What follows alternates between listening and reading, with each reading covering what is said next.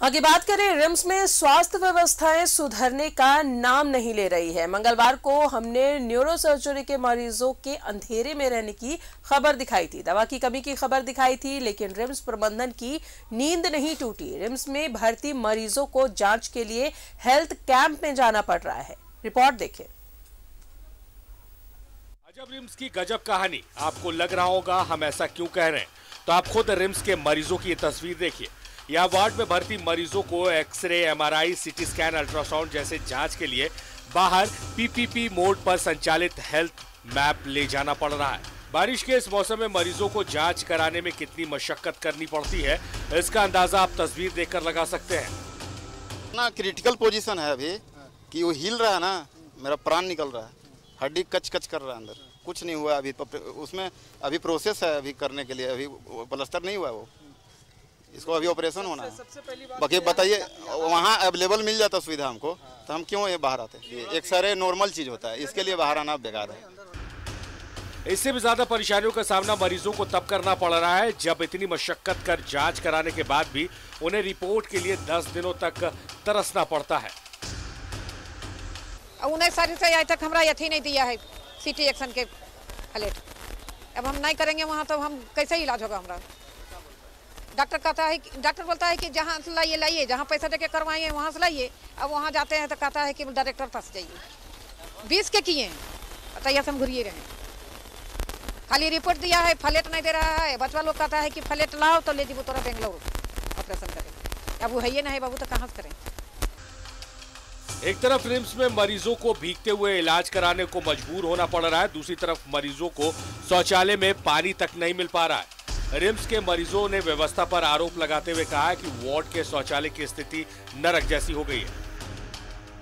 पानी की व्यवस्था नहीं है, सारा मरीज तकलीफ में है। B1 में जाके देखिए, B1 वार्ड B1 में, वहाँ पे जाके मिलिए। मरीज को सुई दवाई मिल रहा है? हाँ, मरीज को तो सुई दवाई मिल रहा है। और क्या दिक्कत है? पानी का व्यवस्था नहीं है वहाँ पे। इतना तो पानी बरस रहा है।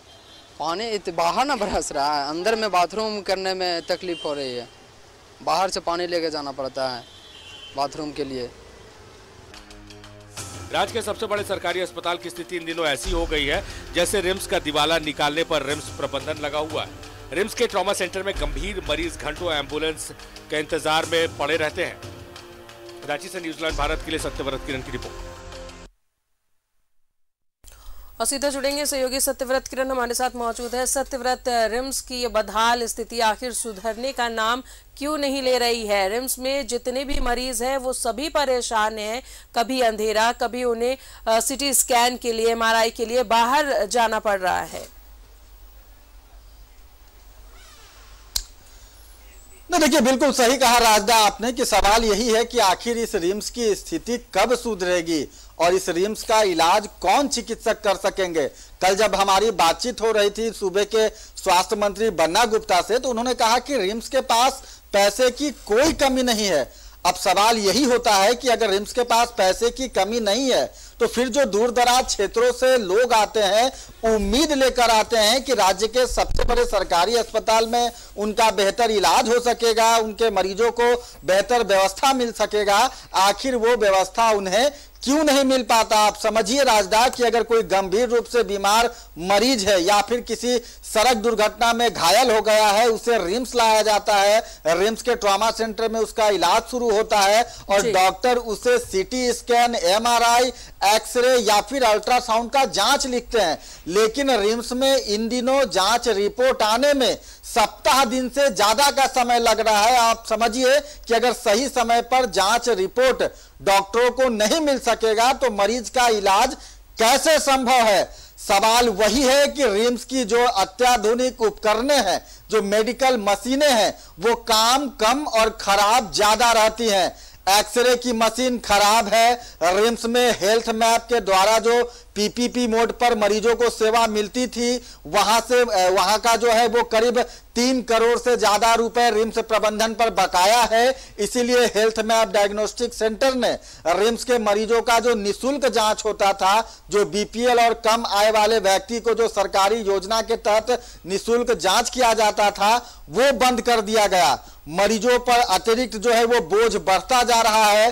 दवाइयों के लिए जो है वो प्रधानमंत्री जन औषधि केंद्र खोला गया है, लेकिन अब भी मरीजों को बाहर से दवाइयां लानी पड़ रही है, क्योंकि डॉक्टर जेनरिक दवा लिख नहीं रहे हैं और जो कुछ डॉक्टर हैं वो दबाव बनाते हैं मरीजों पर कि आप फला जो है वो विशेष दवा दुकान से ही दवा लेकर आएंगे तब आपके मरीज को मिल सकेगा।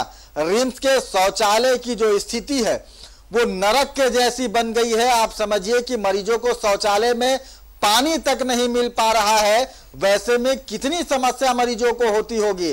कल ही हमने दिखाया था राजदा कि रिम्स के न्यूरो सर्जरी विभाग का जो एक बरामदा है जहां पर करीब दर्जन भर से ज्यादा न्यूरो सर्जरी के मरीज भर्ती हैं, कैसे वो अंधेरे में रहने को मजबूर हैं। लेकिन अब तक रिम्स प्रबंधन के द्वारा कोई कार्रवाई नहीं की गई।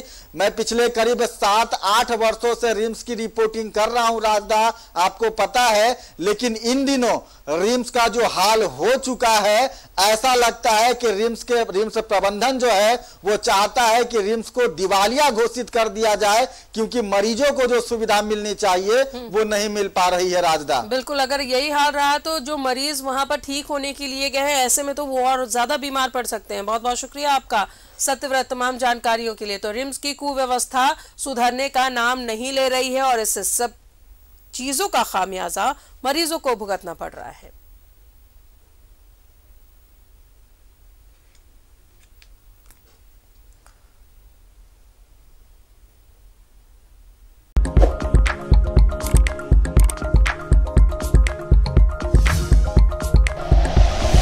Like and share videos, subscribe करें हमारा चैनल और प्रेस करें बेल आइकॉन। News 11 भारत, सच है तो दिखेगा।